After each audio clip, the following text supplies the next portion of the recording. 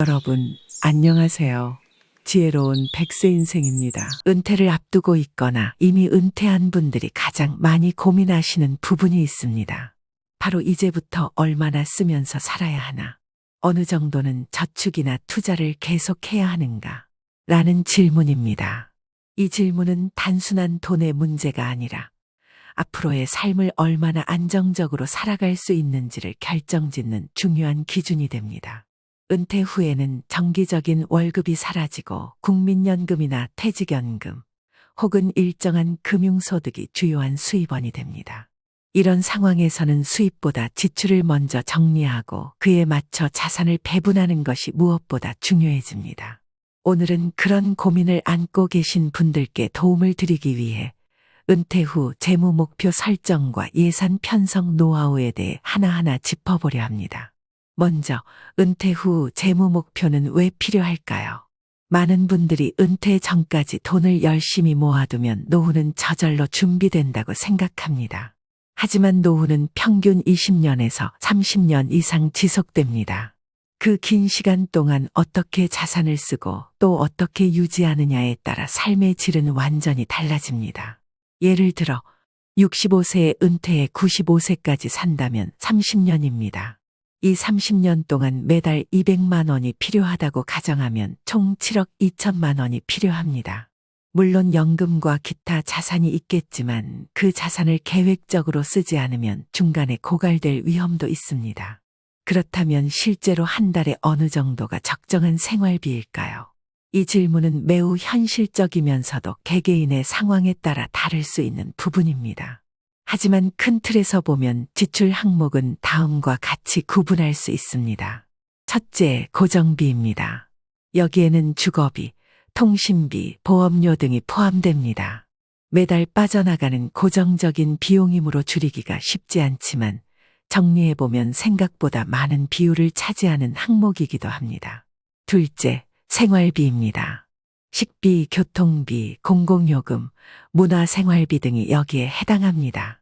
이 항목은 조절이 가능하고 지출 습관에 따라 큰 차이를 보입니다. 셋째는 건강비입니다. 은퇴 후 건강에 대한 지출은 점점 늘어나는 경향이 있습니다. 약값, 병원비, 건강보조식품 등을 포함해 예상보다 많이 쓰게 되는 경우가 많습니다. 넷째는 예비비입니다. 갑작스러운 사고, 자녀나 손주의 경조사, 집안의 수리 등 예상하지 못한 지출에 대비해 일정 금액을 항상 준비해 두는 것이 좋습니다. 다섯째는 여가비입니다. 은퇴 후의 삶이 단지 생존이 아니라 삶의 질을 추구하는 것이 되어야 한다는 점에서 여행이나 취미, 소소한 즐거움을 위한 지출도 반드시 포함되어야 합니다.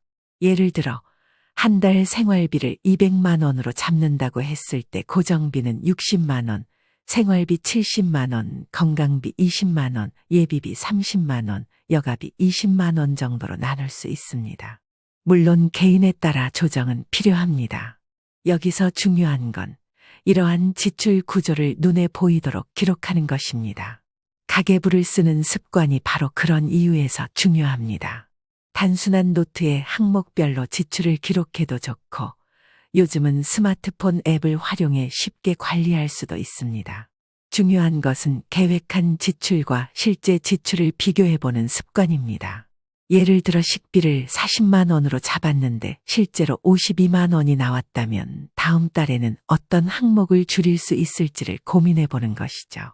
이렇게 한 달만 써봐도 자신의 소비 성향을 파악할 수 있고 불필요한 지출은 줄이고 꼭 필요한 곳에는 아낌없이 쓸 수 있는 기준이 생깁니다. 그렇다면 은퇴 후에도 저축과 투자가 필요할까요? 많은 분들이 이제는 모은 돈으로 쓰기만 하면 된다고 생각하시지만 사실 은퇴 후야말로 자산의 배분이 가장 중요한 시기입니다. 지나친 소비는 자산을 고갈시키고 지나친 절약은 삶의 질을 떨어뜨릴 수 있습니다. 따라서 안정적이고 예측 가능한 투자를 병행하는 것이 좋습니다.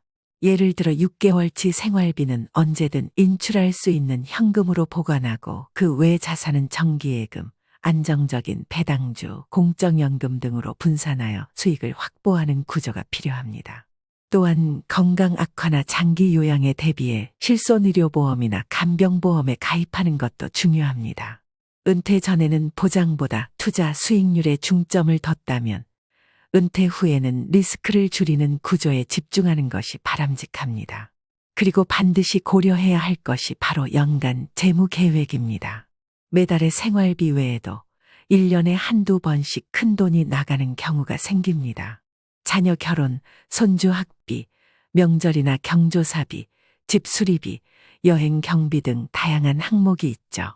이러한 지출은 연초에 미리 예상해보고 월 단위로 나눠 준비해두는 것이 좋습니다. 예를 들어 1년에 1,800만 원 정도가 추가로 필요하다면 매달 150만 원 정도를 고정 생활비 외에 따로 확보해야 한다는 뜻입니다. 마지막으로 재정적 안정은 단지 숫자의 문제가 아니라 심리적 안정을 위한 생활 습관과도 밀접하게 관련되어 있습니다. 돈을 다루는 습관 자체가 내 삶의 태도이기 때문입니다.